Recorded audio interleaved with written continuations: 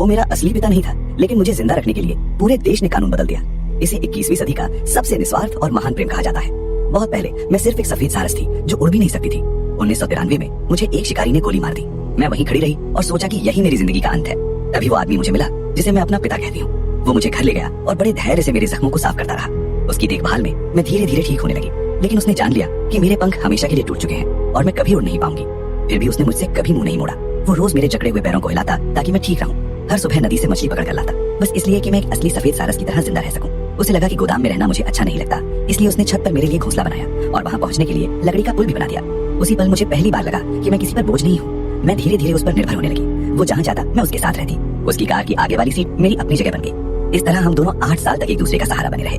उसने मेरा नाम रखा मलेना। फिर एक बसंत में छत पर एक अनजान मेहमान आया। वो मेरे चारों ओर घूमता रहा। मैंने ऐसा प्रेम कभी महसूस नहीं किया था और धीरे धीरे मैं उससे जुड़ गई।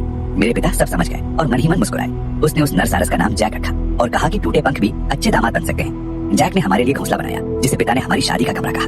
फिर हमारे बच्चे हुए। वो समय मेरी जिंदगी का सबसे सुखद समय था। मुझे लगा अब खुशियां हमेशा रहेंगी। लेकिन एक दिन जैक बच्चों को लेकर उड़ गया और मैं अकेली रह गई।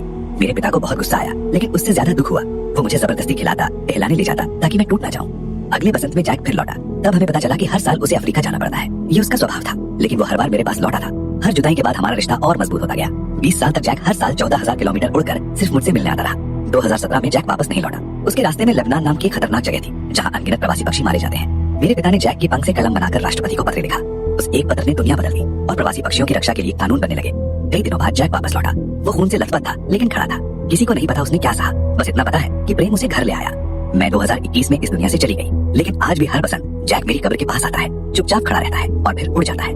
मेरे पिता ने मुझे जीवन दिया, जैक ने मुझे प्रेम दिया। यही कहानी दुनिया को सिखाती है कि सच्चा प्रेम पहाड़ और समंदर से भी बड़ा होता है।